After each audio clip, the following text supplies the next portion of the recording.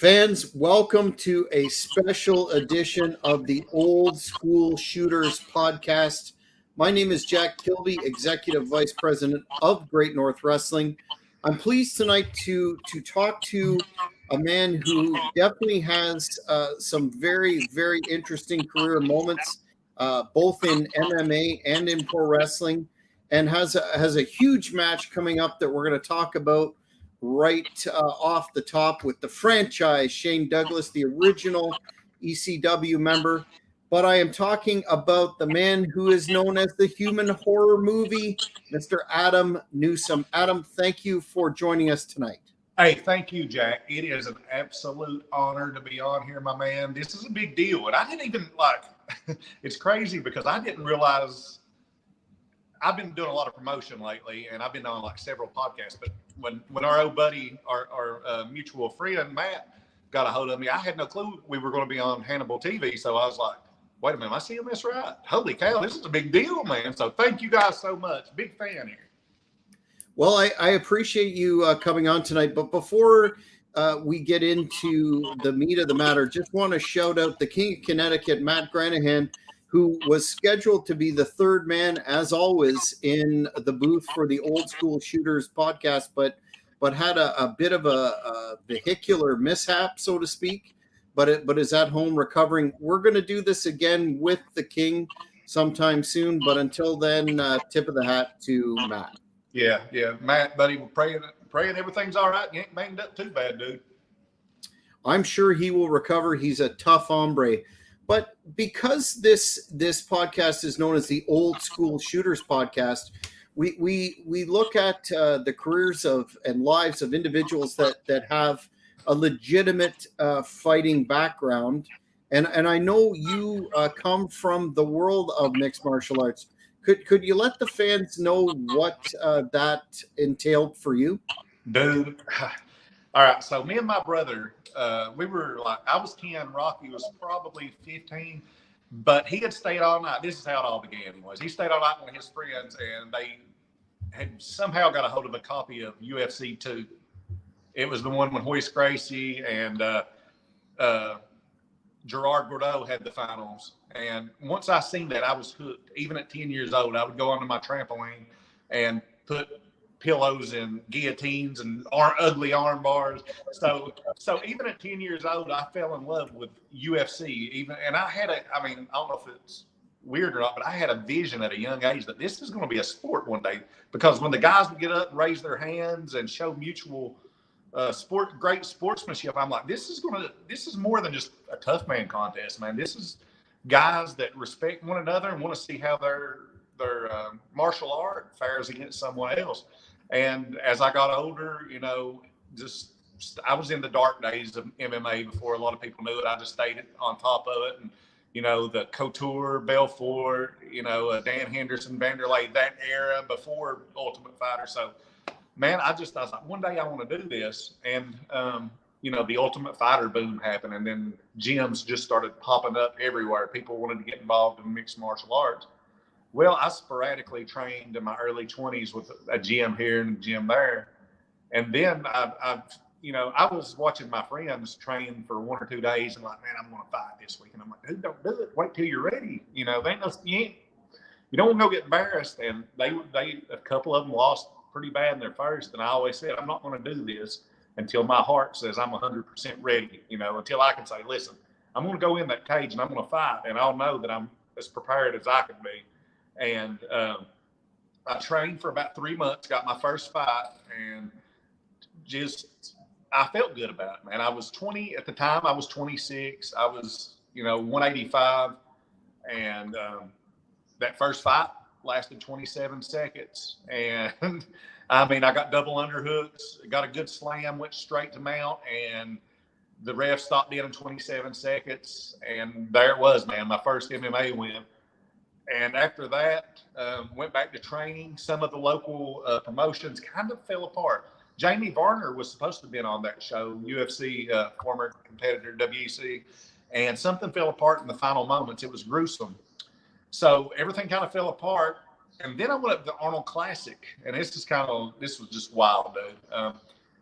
it was Global Proving Ground, and they had up they had like a interview station, and everybody was like lined up. You told about yourself, you rolled around, you did some mint work stuff, and like it just took on a life of its own, and I got chosen. Like people voted for me just in my story to get me on that Warrior Island. It was going to be a reality show where Dan Severn was a coach. Ron Van Cleef, one of the UFC originals. I think he was the oldest fighter ever in UFC. He fought Royce Gracie the first fight. I mean, Renzo Gracie was supposed to be on it. This was going to be a huge deal, and I'm like blown away that myself, just an amateur fighter, got chose out of. I think there were some really big guys on there, man. I think Big Baby Miller, he was a bad dude, man. He was a boxer. He was on there. Everything was looking good. And then, I mean, I got contracts sent to me, and then boom, something happened. I never heard back from the promoter again. And it was just like, you know, this whole life, you're like, man, I just want one big break. And it was on the cups. And as I was training for that, you know, I had another fight. 11 seconds, you know, the dude threw a leg kick, dropped his hand. I countered with a right. He goes down, one punch knockout, you know. And I'm at the top of my game at that point, and I'm ready to do this, you know. And everything falls apart. And I'm training for my next fight. This is an absolutely tragic story, man. The promoter of Gladiator Fighting Challenge, Eddie Trotter, had put this huge card together, and I was fighting for the heavyweight title. We get there the night, weigh in. I talked to him. He's excited about the show the next night. His feet are swollen. His hands are swollen. He thought he had gout. And he had been running back and forth the whole night. Well, I'll go to bed that night after weigh-ins, and I wake up to like 30 missed calls. And the referee, and he's now the mayor of Floyd County, messaged. He said, Adam, have you heard anything? And I was like, no, what do you mean? He's like, the fights are off. So I thought that these guys that Eddie brought in and got rooms, got drunk, just had a party and destroyed the rooms, and they weren't going to let us have the fight. And I was like, what in the world happened? He said, man, Eddie passed away this morning. So the promoter dies that morning of the show. And Jack, I'd be lying to say my heart just wasn't in it after that moment. I was just like, man, I'm 30. You know, I'm not getting paid hardly anything. I did the Tough Man contest, dislocated my shoulder in the semifinals, and I'm getting some bangs and bruises before 30, and I'm like, man, I gotta call this, but I want to stay competitive, and I want to give pro wrestling a shot. And that's kind of where I transitioned at 30 years old. Late bloomer, I guess. Not too late, but you know, a little bit late. So in terms of that transition, I know that the fight camp process and training for a shoot fight is a lot different than you know, the pro wrestling training. How did you pick, or what led you to land on a particular trainer? And can you tell us about that and what that process entailed? And part B of that question, did you find it difficult, given your MMA training, to make that jump? With pro wrestling, I'm going to tell you something, Jack. From the time I was probably 4 years old, I jumped on a trampoline with a pillow and did promos and addressed an invisible crowd, done my entrances. From the time I got home from school to the time I went to sleep, I had a 3-month-long pay-per-views figured out in my head, and I would get on the trampoline and recreate these. And I mean, I don't know exactly, you know, you hear about Kurt Angle and guys that took the pro wrestling easy after they got out of amateur wrestling, and certain MMA fighters, but there was nothing as natural to me as going out in front of an audience and becoming a lunatic with a machete or chainsaw, or, I mean, it was so easy. And I was an athlete, you know, I'm 6'3", 270, but I can moonsault off the top rope. And so I was already, you know, I just had to learn a little bit. And I was blessed enough to have Bart Batten from the Sensational Batten Twins help train me, along with some really good local talent, Michael Jameson and Colby Carmichael. Those guys broke me in. The promoter that helped me seen something early, and he didn't want to have me reffing before. He knew that he had something that was bigger than just, he didn't want to waste me at the wrong moment, I guess you would say. But it took, you know, we trained in an MMA gym. We didn't have a ring at the time. So my old MMA team let us train upstairs on their mat. So I learned to chain wrestle. I learned to lock up, headlock takeovers, all the stuff that I didn't have to do in a ring, like hit the ropes, bump, everything, I learned just up in a dojo, dude. And the training was fun. It was awesome. The anxiety of waiting, waiting for an MMA fight's total different anxiety than wanting to wrestle, because in an MMA fight, I was nervous before. I mean, I was nervous months leading up to a fight. And then for some reason, when you go into the cage, or me anyways, like all the nerves went away. Even, if I got whipped, I got whipped. But for some reason, when I went in that cage, I was locked and loaded and ready to go. Whereas wrestling, I was, man, I can't wait to wrestle. I can't wait. Gosh, is it going, am I ready? Am I ready? I'm ready. And it's just two total different animals really to grasp. But I got hurt far more in a pro wrestling ring than I ever did in an MMA cage. And Dan Severn told me the same thing. He said, Adam, I bring this NWA heavyweight title and I bring these UFC titles. That way I can tell the fans, I got hurt far worse defending this, working title than these shoot titles. Yeah, that seems to be a major misunderstanding in terms of the general public's conception that the pro wrestling business is so much easier on the body, and it can't be anything but the opposite. I know we were talking before offline about you mentioned that you were a trampoline kid and you had all these promos scripted up, but you were a huge fan of the business as a kid growing up, and I'm speaking, we have a commonality in that respect in terms of Jim Crockett promotions and WCW. Can you talk about that stage of your life and how that any of those wrestlers from back in the day influenced you today? So I'll tell you straight up, there's one event that, I was a teenager in the boom of pro wrestling. I was a teenager, but there was a VHS tape that I had that was my prized possession. It was what I studied every match on it, and it was Starrcade 86. I had that VHS that I had got from a mom and pop video store, and it was just, it was fuzzy. It had been rewind, fast forward so many times that how a VCR tape would get. Oh, yeah. But so many times I would go onto my trampoline and I would be Tully Blanchard and I'd be staring at Dusty Rhodes and I'd have a roll of coins taped up and I'd have the blood capsule and I'd have my first blood match. Or I'd be Rick Rude, my hero, with a strap around his wrist. And I'd be, it was a belt. It was a belt. But I had Wahoo McDaniels on the other side and I was beating him and pulling him around. Or I was Ronnie Garvin against Big Bubba. I studied the Skywalker's tape. Even when Monday Night Wars, when everybody, I was like, I had Tully. When I was in 1996, I went and had Tully shaved in the back of my head.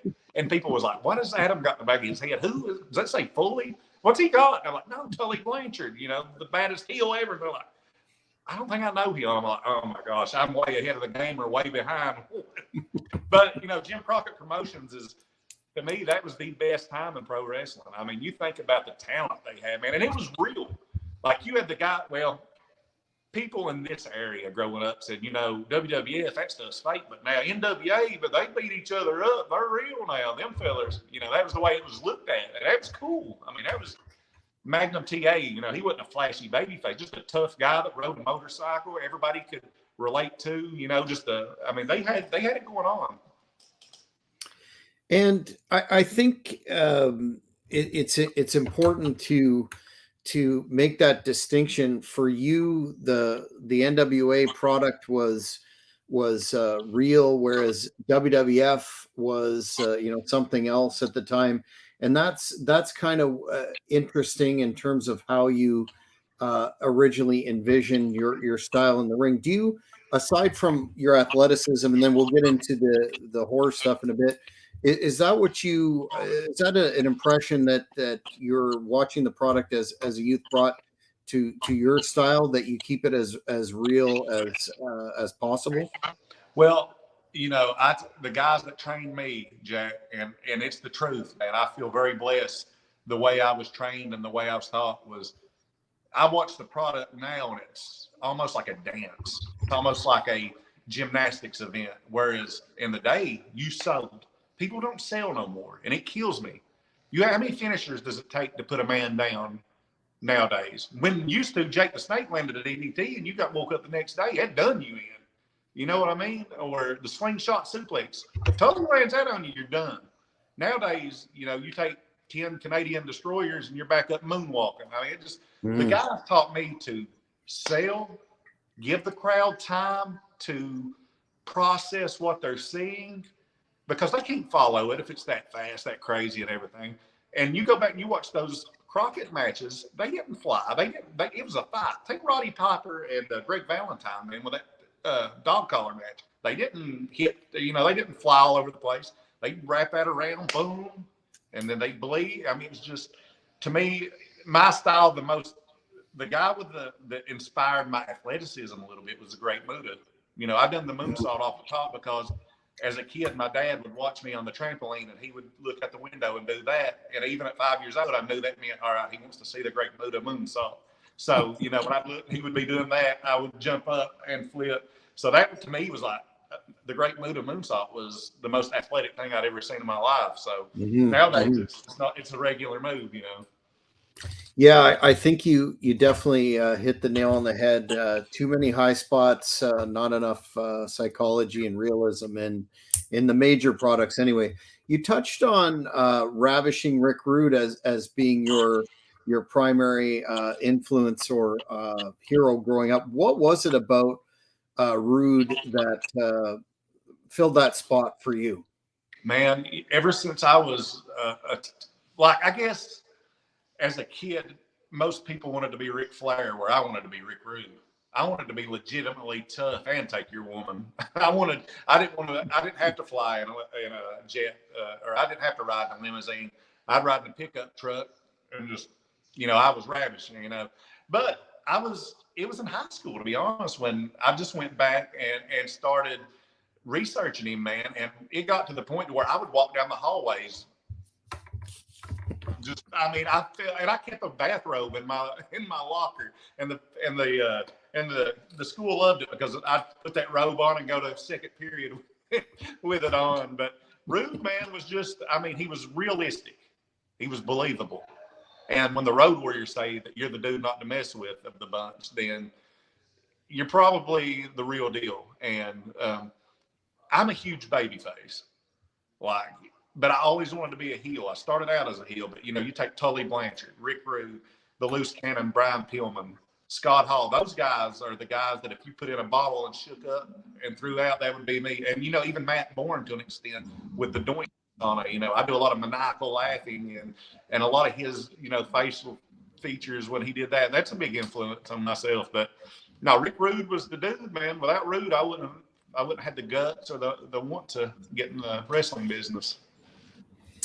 Yeah, certainly a worthy role model, no doubt about it, on many fronts. You mentioned that your very first match was against Bobby Fulton of the Fantastics. How did that come together for you? That's quite a first opponent. Man, that's just one of those things that happen, kind of like how I interviewed Tegan Osborne tonight. A guy seen that I was a legit dude and knew that I wasn't just trying to mess around and hook me up. Basically, Ken Cantrell was the promoter. Bobby Fulton come in to do a show, and he's like, I'll work with that kid. And Ken was like, are you cool working with Bobby? And I about had a panic attack, dude. And we wouldn't like we were doing much. I was just so nervous. And we'd lock up and he'd say, all right, you ain't got to lock up so stiff. And then in 8 minutes, he taught me more about what to do and little things. Like he said, all right, put me in a headlock and take me over to the ropes and let's let the photographer get some pictures. So I took him over. There's actually a picture of him like slobbering and looking at the camera, and I've got my hand, and it's just such a I'm like, all right, I've got it, dude. There's something. Because if we're in a ring and there's a photographer, let's take it over. Let's get some good pictures, Let's get a breather, if you will. And he just taught me, man, you don't have to work fast. And I'll never forget. There's a killer picture. I don't know where it's at. I think Ken Cantrell may have it, where he's giving me a hip toss, and I get some really good air on it, man. And you know, Bobby was so cool, and we just went up to the Chillicothe event, the great Fall Bash 2, where Bret Hart was up there, and so many other legends. And I got to pick the brain of those guys, and me and Tommy Wildfire Rich just ribbing laughing the whole time. He worked the match, man. Tommy has been really good to me lately. Like the last, since Wildfire Championship Wrestling got going, Tommy Rich has really kind of took me under his wing, him and his cousin Richie. And I mean, the things that they say to me really blows my mind. Like, they have a lot of faith in me. And the first time we had the first Wildfire event, we done a show in Jenkins, Kentucky, and there was a good crowd there. And it was my first time in the company. Didn't know anybody, but maybe one or two guys I worked with at previous shows, but did not know Richie, never met Tommy before, but they booked me. And the matches are going, and the crowd is kind of dead in the second match. We were supposed to, there was a guy, Misery, Joe Pace, he's 7 foot tall, great look, big monster, wears a wild looking mask. They had us on semi before Tommy and Richie. So we're talking about the match, and he comes back here. He says, guys, I hate to ask this of you, but do you care to do me a favor? And I thought he was going to say, do you care to run out of the car and get my bag, or do you care to go? And I was like, yeah, what do you need? He's like, man, can you go out and try to save this crowd? This is our first show here. You know, I don't want to lose them and potentially lose the town. So, and one of my most proudest moments, I guess you would say, I started my chainsaw up, put my leather face mask on, went out, and the crowd erupted. There was a handicapped guy, and I let him squeeze the trigger of the chainsaw, and he was so happy. And the crowd was just, you know, I like to think of myself as Axl Rose. I take a lot of my character has, you know, I love David Lee Roth. I love Billy Squire. I love Scott White. All these musicians on stage that I've studied. I add a lot of the charisma to my persona. So when I'm out there, man, you know, I've watched enough Axl Rose on stage to where he makes the crowd wait for a minute before he hits a note or something. So kind of emulating those things. But in the match, the crowd, you know, the way I sold for the crowd, the way they believed it, bought into me, I look up and I see Tommy Rich come out of the curtains with Richie, and they're watching it. And as we go back after the match, the crowd loved it. And he looked at me and said, you blanking popped them, buddy. And to me, I was like, oh, man, Tommy Rich just said I popped the crowd. Wow, that's about as good as a compliment. Because Tommy was Elvis in the day in the South, man. He was Hogan in the South. So to have them say that, you know, that was a heck of a moment in my career. Yeah, for sure. You touched on earlier about the importance of selling that doesn't, you know, it's a somewhat of a rare commodity in the modern era, but you worked with perhaps the man that is, well, he coined the phrase, the Ricky Morton sell. What did you learn from working with that legendary Hall of Famer? I'll tell you what, the first thing that really stuck out in my mind, have you seen the movie The Wrestler with Mickey Rourke in it? So the first time I meet Ricky Morton backstage, it's almost like Mickey Rourke is in character, and he walks back and starts talking. And I have a Hellraiser pinhead mask on, by the way.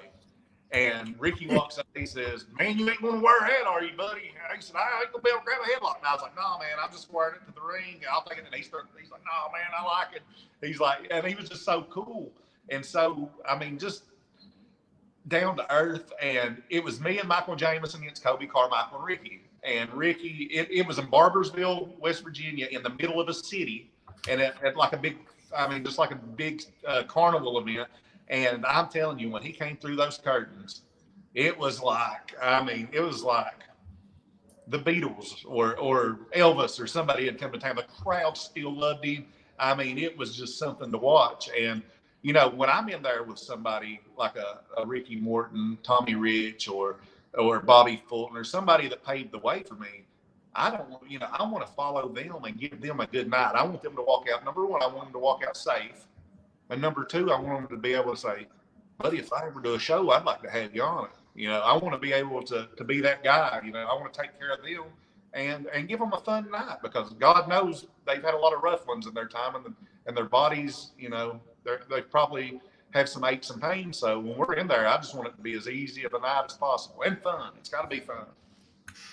Absolutely. You you talked about, and of course with your moniker, the human horror movie, you've integrated concepts, notwithstanding just the leather face, but the maniacal clown.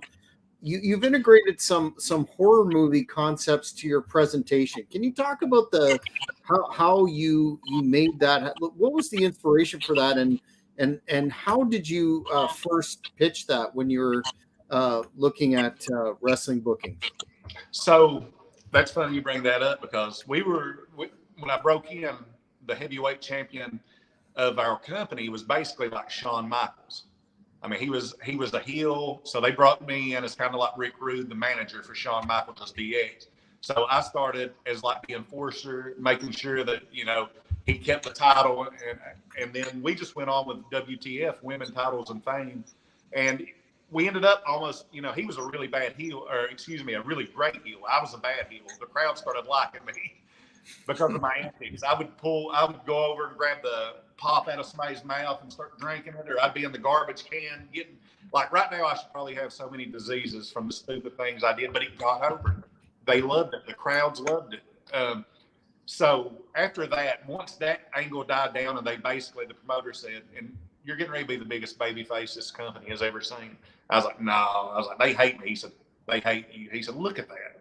He said, they love you. And he said, there's no way. When they change you, when the crowd changes you, you just got to accept it. Kind of like Stone Cold, when his thing, not to compare myself with Stone Cold, but the way the situation was where he wanted to be a heel, but the crowd enjoyed his antics so much, they turned him baby.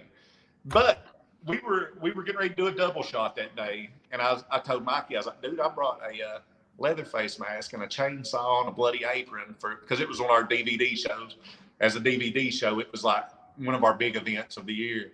And he's like, he's like, you want to dress up? I was like, no, man, I'm thinking about being the human horror movie. I'm going to add in a different scary icon every time I come to the ring. And I said, it's going to have fans saying, who's he going to be this week? Has anybody heard of what Adam's thinking about? Has he left any hints? Has anybody checked his Facebook? Who's he going to be? What's he watching? Because I drop little Easter eggs and hints throughout the week because we've done like 3 towns where they kept up with our storylines, man. We packed them every time. So I integrated that. Then it got to the NEWSOME family slaughterhouse. And everybody that knows me knows I've been to the Texas Chainsaw Massacre since I've been like 3 years old. And like, I've got 2 older brothers, and they're kind of like, it's weird. Like, honestly, it's like my middle brother's like he's kind of like the hitchhiker. My older brother's kind of like the cook, and I'm the big enforcing Leatherface. And our grandpa was like a really tough dude back in the day, man. He was a boxer, and he was a union man. He would go into these union meetings with a gun. Like, there's stories where you're like, he was a tough dude, and if he had your back, man, like people to this day still talk about how Mr. NEWSOME, how many families he helped get jobs because he went to bat for them. Just a real like patriarch of our family, and still to this day, like I'll have somebody draw a picture of my grandpa, and even though he's been passed away since '99, he still lives on for the human horror movie and the NEWSOME family slaughterhouse. I know it's a lot to take in, Jack, but it's just out there. I know, but that's kind of like the NEWSOME family slaughterhouse. You don't know if there's people out there, if there's animals out there. That's very cool. One of actually a couple of the notable moments in your career thus far was working angles with the one, the only Louisville Slugger, Mr. Jim Cornette, and Nikita Koloff. Could you let the fans know how that came together? Yeah, it's crazy, man, because Jim Cornette had came in for Red, White, and Blue Days with Rob Conway and Velvet Sky and Martin. And I was really green at the time. I'm going to tell you, this is sad. Like, I don't know if it's sad or what, but so, Cornette has put the Road Warriors out with that tennis racket. He's put a lot of guys out, Well, I jump up on the apron to try to hold Rob Conway, and Cornette comes over with that tennis racket, hits me. Well, I just fall down and I start crawling. He hits me again, and I'm like trying to crawl, and he's beating me with this tennis racket like 10 times. And I'm like, finally I stop. And after the match, everybody's like, do you realize what you just did? And I was like, no. what? Took Rob Conway's finisher? They said, no. They said, you basically no-sold Cornette's tennis racket shot. He's hit the Road Warriors, he's hit Dusty and put them out, and he had to beat you with it 20 times. And I'm like, oh man, you know I didn't. And they were just dying. I got back in the dressing room, and I'm like, dude, I am so sorry. I was trying to crawl away from the action, you know. And he's like, oh, I ain't worried about that, dude. And I was like, oh, thank goodness, but you know, I met Jim several times. We did and worked with him over in West Virginia with Austin Idol and the late Brian Christopher. Let's see, gosh, Bobby Eaton, Bill Eady. That was a heck of a show. That was a really good show. Tony Atlas was on that one. But Jim's always opinionated, hilarious, and you know, he what was it? I asked him. I got to the back after that. We were talking. I was like, because I'm a big Brian Pillman fan, the loose cannon. That character was a lot of me, honestly. A lot of those. Basically, I was the ticking time bomb when I broke in, which was a take on the kind of. I borrowed a lot from the loose cannon. I'll put it to you like that. But I was talking to Cornette about it. He was telling me the story about how he found out Brian passed away, which may be the anniversary today. I'm not for sure 100%. It is. It is. It is the anniversary. 26 years ago. I seen Linda posted that. But he had told me about getting the phone call and how, you know, he thought that Brian was working him. He thought Brian had missed the flight and was just told the dude at the hotel to tell him I'm dead or something. And he's like, where is he? And they're like, man, Mr. Pillman passed away early. And he's like, oh my gosh. And then he went and got Tom Pritchard, put Tom on the phone. And basically it was just a really sad story. And he said, well, thank you for bringing the mood down. I was like, oh, man, I didn't mean it. You know, I think a lot of him. But Nikita's solid, man. I've watched Nikita preach, listened to him preach. He come up here to, you know, I don't live in the richest neighborhoods. And so he come up here in a rural area, man. He stayed like a week and visited a lot of the churches, preached killer messages. And I worked a show with him again at a Red, White, and Blue Day event. We had some really good Red, White, and Blue events. But, you know, we didn't get physical, but we had a stare off, and it was, you talk about marking out, man. It was hard to keep a straight face. Now, to the matter at hand, you are competing this coming Saturday in terms of Wildfire Championship Wrestling, and you're facing the legendary franchise Shane Douglas in a casket match. Before I get your thoughts on that encounter, were you an ECW fan back in the day, and were you a fan of the franchise? That's funny you should bring that up, because when I was in 7th grade, ECW had just started getting on like DirecTV. You could catch it at 2 o'clock in the morning or something. And I was a big wrestling fan. So I had a kid come to school and he's like, have you seen ECW? And I'm like, no, but I've read about it in some wrestling magazines. I just can't find it on my TV. He's like, well, we got DirecTV, buddy, and we get to watch it. I'm like, can I come up and stay on out one night and check this out? So there was a number that popped up on screen that night that said, call for a catalog. I wrote the number down and I ordered a catalog. Well, for my birthday, my mom and dad ordered me 2 VHS tapes. Excuse me. One of them was Double Tables. It had Tully Blanchard, which was one of my heroes, against Shane Douglas. I bought it solely for that match. All right. I had another one. I can't remember exactly, but it was when Kimano Wanale stripped on top of the arena when the ring broke. So, you know, as a 14-year-old boy, that's one of the other ones you want to get. But, yeah, I was a big Shane Douglas fan. The thing with Shane is I admire Shane. And I'll tell you why I admire Shane. Because in WCW, politics put him down. Every time he would get ready to get over, somebody in the booking thing would shut him down. All right, so what? He goes to ECW, wins the NWA heavyweight title, and throws it down and declares himself the Eastern Championship Wrestling. Huge move. All right, he starts getting momentum. Vince brings him in. Gives him the Dean Douglas thing, you know. Then he finally gets the Intercontinental title, and they ruin it and screw him again. So, you know, finally he goes back to ECW, and he's basically Triple H before Triple H, in my opinion. I think Hunter Hearst Helmsley stole a lot. The Game, the Cerebral Assassin, took a lot from the franchise. But you know what? Franchise Shane Douglas has had some run-ins with a lot of guys that I owe my wrestling career to. Rick Rude was going to mess with the franchise. Brian Pillman didn't get the chance to mess with the franchise. franchise. Tully Blanchard lost to the franchise. So this Saturday night, the Human Horror movie is going to bring in all the spirits of those guys, and he's going to put Shane in a casket. So, in terms of your strategy, I mean, he's a wily veteran. He's done it all. He's seen it all. He's done the hardcore. He's a very adept. At one point, he was a young high flyer uh, when in his first run with the WWF and this great tag team with Steamboat. How are you going to approach this? Considering it's a. I'm assuming the rules are first man in the casket, have it shut. That's the winner. How are you going to approach that, Adam? Well, my game plan is to not get too excited because I know that you can really, really, against a veteran like Shane Douglas, if you get excited and go in there and blow yourself up fast, he's going to make a joke of you. He's going to wrap you up. He's going to franchise you. He's going to make a clown of you in my hometown on my old high school football field. So my main thing is not to get excited, feeling almost like an MMA fight. I'm going to feel him out. I'm in no hurry. I've got a little bit of youth on my side, a little bit of strength, but I would be a liar to say that, I'm going to win because Shane Douglas is a legend for a reason, and he's one of the greatest ever.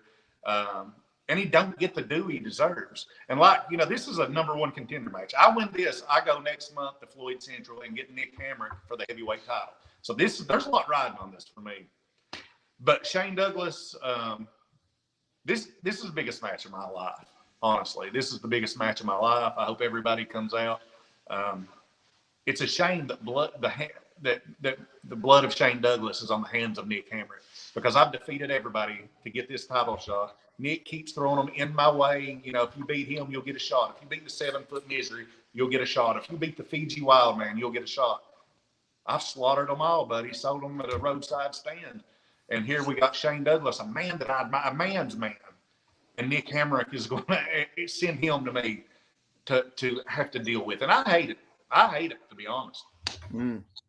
So where can everyone, the Hannibal TV has a huge audience in the United States.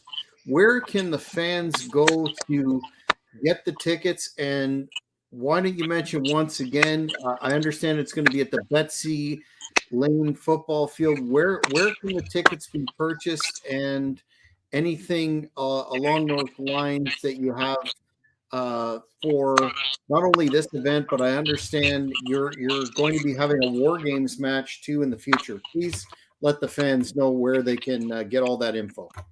Okay, so you can go to Wildfire Championship Wrestling on YouTube. It's brand new. We just started it. We put a lot of the content from previous events. We've got a wonderful broadcaster right now, Mike Blankenship, that is on top of his game, putting all our stuff together. And, man, we're really looking forward to this. Actually, I broadcast my old school, high school sports. Like I've got a thing called Bobcat Sports Live, and I broadcast the high school basketball and football. So we're actually going to show that event because it is for the football team. It's a fundraiser. We're going to broadcast it live on Bobcat Sports Live. So if you can't make it out, if you're an elderly person and you love wrestling and you just can't make it out, check that out on Bobcat Sports Live. Now, if you want tickets, get a hold of Wendy Collins from Betsy Lane Football Booster, or just show up, man. Show up at the gate, and you will love it, I promise. Because it's gonna be a little chilly, but hey, listen, it's October. We ain't throw you a hooded sweatshirt on or a thermal under a t-shirt. Come out and watch. Because listen, we got Mr. Hughes going to be doing a meet and greet. We've got Chick Donovan. I mean, Chick Donovan looking like Sylvester Stallone with blonde hair at the moment. Maybe better than Sly. We've got there's a couple more legends that may possibly show up. You're going to have the franchise set up. You're going to have Tommy Wildfire Rich. It's going to be a big event. But after tonight, we're going to be at Floyd Central November the 4th and November the 11th. And I'm going to tell you something right now, Jack. I'm going to give you breaking news right now. I'm going to give you 3 members of the Team Newsome Family Slaughterhouse for War Games, my team. You know a dude named Ricky Morton we just talked about earlier? Yes, sir. Ricky Morton. Put him up here. Tommy Wildfire. Somebody say something about Tommy Wildfire Rich. He's going to be number 2. And my good buddy, my right hand, Kobe Carmichael. There's 3. I'm still debating on 4. I'll find out later, but who knows? It may be another legend. But War Games, Nick Hamrick, his team, Team Adam Newsome, the Newsome Family Slaughterhouse, Shelby Valley, November the 11th. my goodness, it's Crockett days all over again. Well, you certainly have piqued my interest, and no doubt the fans of the Hannibal TV. I'm going to ask where fans can keep up with you on social media, and whether or not there'll be a link for the event this Saturday. You can check me out, Adam Newsome, on Facebook. I excuse me. I used to have a wrestling page. I just do it. I'm just, as a wrestler, I am Adam Newsome. I mean, I am who I am. You just crank me up a little bit more. So if you see me on Facebook, that's who I am. Even at the ring, I just wear a different mask out. So Adam Newsome on Facebook, Instagram, same thing. I don't fool with Instagram too much as I do. And I've got a podcast, a Wild Time podcast, which is on YouTube. Adam Newsome 1984, I think, is the channel. I've had a lot of killer guests from the world of pro wrestling.